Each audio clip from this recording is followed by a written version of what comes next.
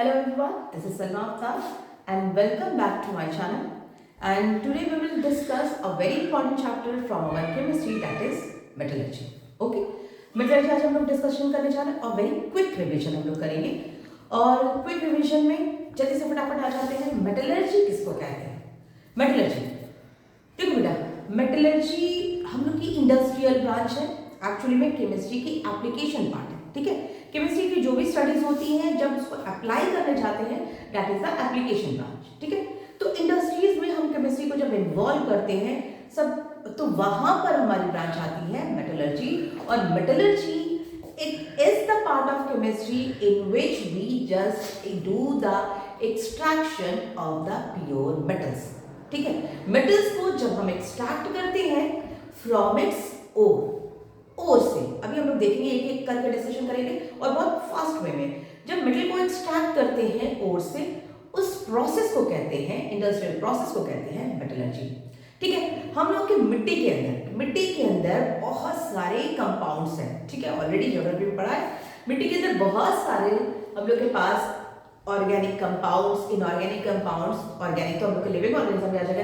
Inorganic compound बहुत सारे हैं और उस इनऑर्गेनिक कंपाउंड को, that inorganic compound which is included या which constitute the metals, वो इनऑर्गेनिक कंपाउंड जो मेटल के साथ मिलकर कंपाउंड बनाते हैं they are called as minerals. ठीक है, तो मिट्टी के अंदर जितने भी मेटालिक कंपाउंड है, समझ में आ रही बात मेरी? मिट्टी के अंदर जितने भी मेटालिक कंपाउंड है they are called as minerals. अब उन मिनरल से, ऑब्वियस बात है कि उसमें मेटालिक कंपाउंड है, अब उस मिनरल से प्रॉफिटेबली और कन्वीनियंटली इंडस्ट्रीज अगर उसमें से मेटल एक्सट्रैक्ट कर पा रहा है then that is called as ore. ठीक है, ये बात समझ में आ रही है? जिसमें से प्रॉफिटेबली और कन्वीनियंटली हम मेटल्स को निकाल पा रहे हैं दैट इज कॉल्ड एज ओर. यानी कि हर मिनरल से हम लोग या इंडस्ट्री के लोग वो लोग मेटल्स को एक्सट्रैक्ट नहीं कर पाते हैं.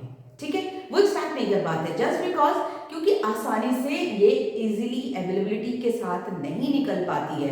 बहुत डिफरेंट इंप्योरिटीज प्रेजेंट होती है जिसको निकालने में बहुत सारे पैसे लग जाते हैं. इस वजह से सारे मिनरल से मेटल्स को एक्सट्रैक्ट नहीं किया जा सकता है. ठीक है, तो that's why all ore, term को नोट कर लो, all ores are minerals but all minerals are not ores. ठीक है, क्लियर? यहां तक हो गया. अब हम आते हैं, यानी कि हम लोग जा रहे हैं डिस्कशन करने मेटल्स के बारे में. मेटलर्जी में हम लोग किसको निकालते हैं? मेटल्स में हमारी लाइफ में बहुत ज्यादा, डेली लाइफ में ऑब्वियस बात है, हम लोग के डेली में बहुत ज्यादा जरूरी है. हम लोग जैसे कि कॉपर है ना, इलेक्ट्रिसिटी में बहुत रोल प्ले करता है. कॉपर हो गया, ज्वेलरीज में गोल्ड हो गए, सिल्वर हो गए, आयरन हो गए, प्लैटिनम हो गया, ये सारे मेटल्स, एल्युमिनियम हो गया, घर में देखा स्टील के बर्तन हो गए, ये सारे स्टील इज एन अलॉय. ठीक है, एल्युमिनियम हो गया, ये सारे दे आर कंप्लीटली मेटल. अब उसी मेटल को कैसे हम एक्सट्रैक्ट करते हैं, ये पूरी चैप्टर उसी पे बेस्ड है. ठीक है, अब फटाफट से आ जाओ पहले मेटल्स को देखा है आप लोगों ने. मेटल्स सबसे पहली प्रॉपर्टी मेटल्स की, they are good conductor of electricity. ठीक है, metal have the tendency to lose electron. ठीक है, मेटल्स जो है, मेटल्स का सोनरस साउंड है, डक्टाइल है, मैलिएबल है, ये सारी प्रॉपर्टीज है. तो लेट्स सी, हम लोग अपने टॉपिक के अकॉर्डिंग आते हैं कि ये सारे मेटल्स हमारे हैं. ठीक है, metal we have, these are the properties of the metals. हम लोग के पास में लाइट मेटल्स भी है, सॉफ्ट मेटल भी है, हार्ड मेटल्स भी है, ये सारी चीजें हैं. अब उसके बाद में हम आते हैं कम टू दिस देयर. ठीक है, दीज आर द मेटल्स. अभी आप लोग को बिल्कुल क्विक रिवीजन में जाना है तो ये तो कंप्लीट नोट्स है. ठीक है, this is the complete notes. अभी लेकिन हम इतना डिटेल में हम डिस्कशन नहीं कर पाएंगे. Come to the point. ठीक है, अब देखो मेटल्स हम लोग के अगर पीरियोडिक टेबल में देखा जाए बेटा, तो पीरियोडिक टेबल में ग्रुप 1, ग्रुप 2 और उसके बाद में ट्रांजिशन मेटल. ठीक है, वहां पे कंप्लीटली हम लोगों को क्या मिलता है? मेटल्स. ग्रुप 1 में मेरे पास मेटल्स है. ठीक है, ग्रुप 1 में hydrogen, lithium, sodium, potassium, rubidium, caesium, francium और ग्रुप 2 में हम लोग के पास में BEMGCASR BARA यानी कि बेरिलियम मैग्नीशियम, ये वाले पूरे एलिमेंट आप लोग को याद होनी चाहिए ग्रुप 1 एंड ग्रुप 2 के एलिमेंट्स। नाउ अपने उसमें आते हैं comparison of metal and non metal, metal और नॉन मेटल की फिजिकल प्रॉपर्टीज में डिटेल डिस्कशन नहीं करना है, ठीक है। दीज आर द नोट्स आप लोग अच्छे से इसको क्लियरली देख लेना और नोट भी कर लेना, ठीक है। आप लोग नोट भी करो। अब जल्दी से आते हैं फटाफट अपने एक्टिविटी सीरीज। एक्टिविटी सीरीज क्या है?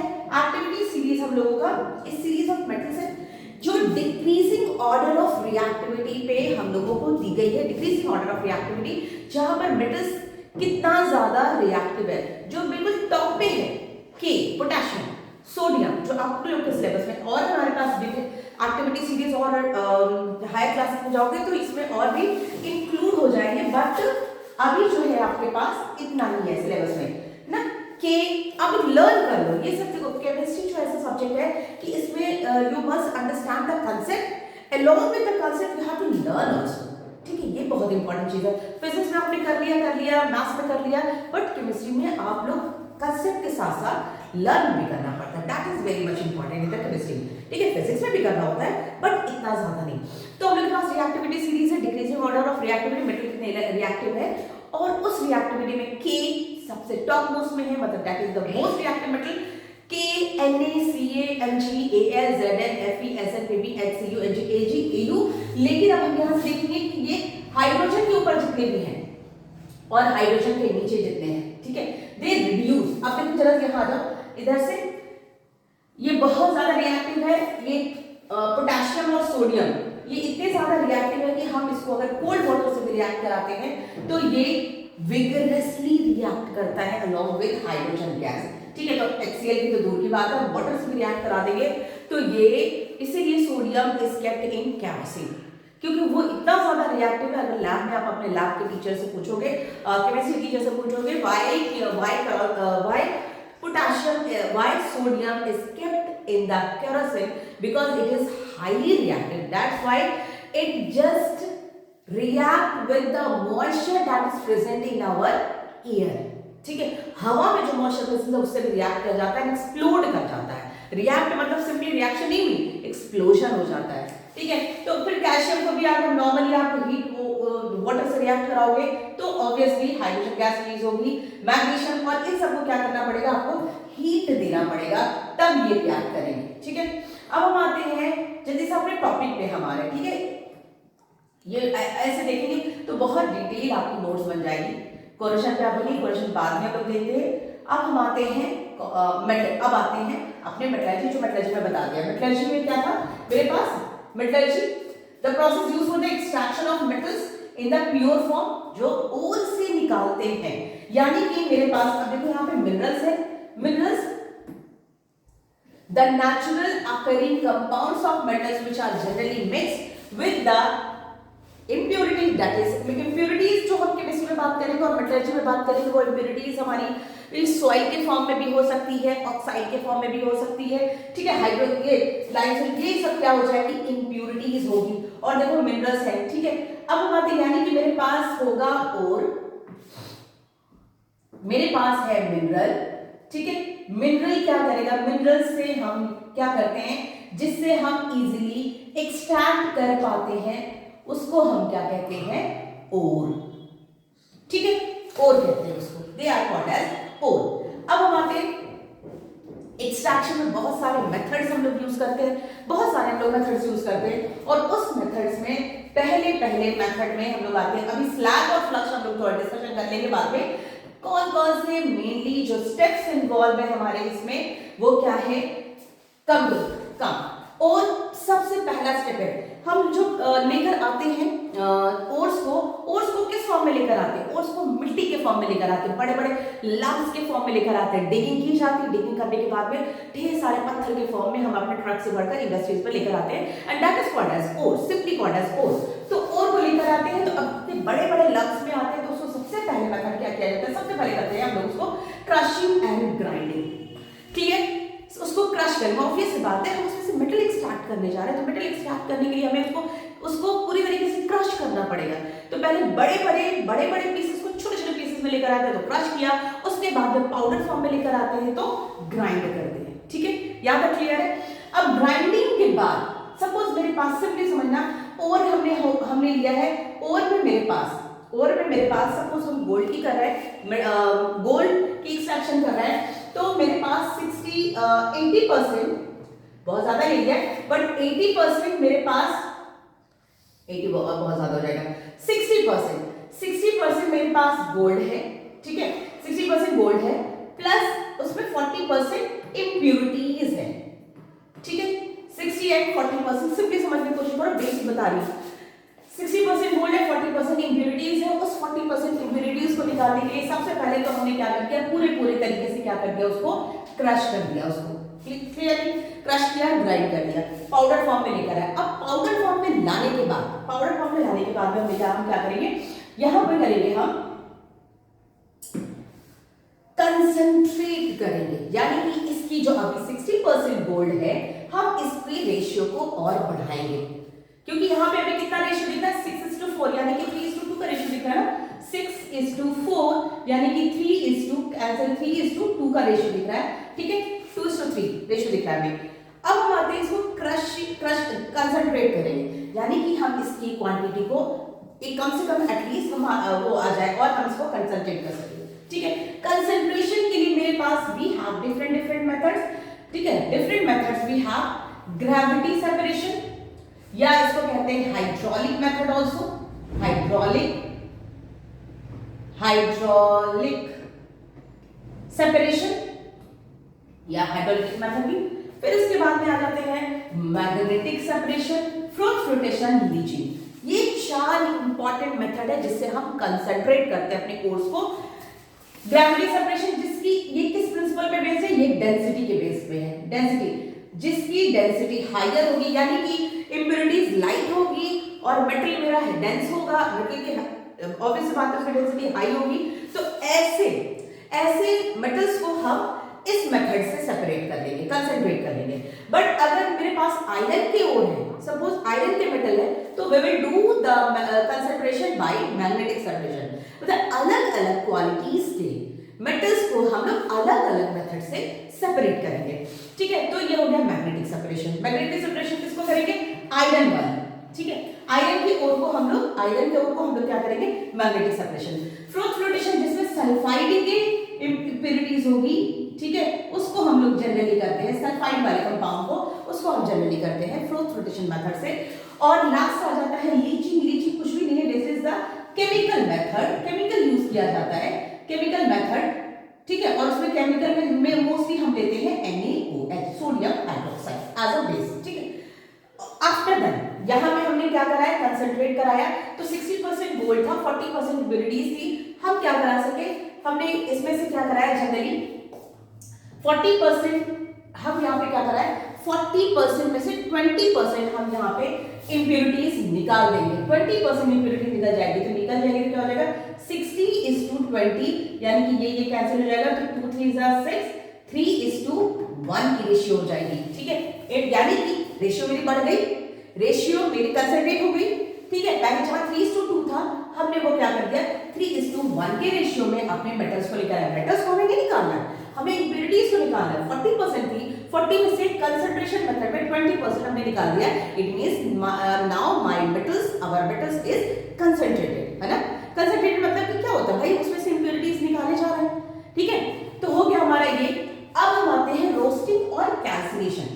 रोस्टिंग और कैल्सिनेशन क्या है, सिंपली रोस्टिंग क्या है, रोस्टिंग हम कहते हैं जो मेरे पास ऑक्सीजन वाला कंपाउंड है, उसको हम लोग क्या करते हैं, रोस्ट कर देते हैं, और जिसमें जो ऑक्सीजन वाले कंपाउंड नहीं है उसको हम लोग रोस्ट करते हैं। और कैल्सिनेशन क्या करते हैं, कैल्सिनेशन जो ऑलरेडी ऑक्सीजन वाले, तो इसकी हम क्या करते हैं, कैल्सिनेशन जिसमें ऑलरेडी ऑक्सीजन प्रेजेंट है उसको कैल्सिनेशन करते हैं। इसको in the presence of oxygen के प्रेजेंस में बहुत हाई टेम्परेचर पे हीट करते हैं, रोस्टिंग प्रोसेस।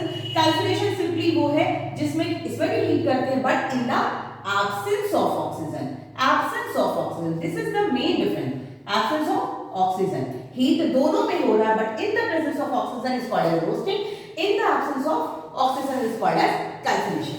अब आ जा सकते हैं ऑब्वियसली, और यहाँ इन दोनों मेथड में होता क्या है, उस मेटल में ऑक्सीजन का एडिशन होता है। क्या होता है यहाँ पे, ऑक्सीजन का एडिशन हो जाता है। ऑब्वियस बात है, मेटल्स में जब ऑक्सीजन का एडिशन हो जाएगा तो at the last step we will do the reduction.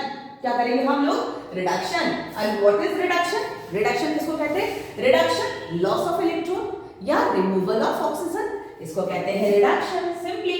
तो रिडक्शन जो हमने यहाँ पे मेटल्स में यहाँ पे रोस्टिंग एंड कैल्सिनेशन ऑक्सीजन को ऐड कराया था मेटल्स में, उसमें क्या कर देंगे हम, मेटल्स को इस तरीके से हीट करेंगे, मेटल्स का इस तरीके से हम ट्रीटमेंट कराएंगे so that we will remove the, mainly इसमें क्या आता है, रिमूवल ऑफ ऑक्सीजन।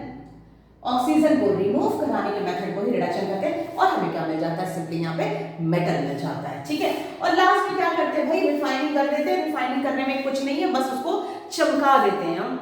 गोल्ड मिला है तो कोई इम्प्योरिटीज ना रह जाए, ऑब्वियस बात है, ज्वेलरी बनानी है।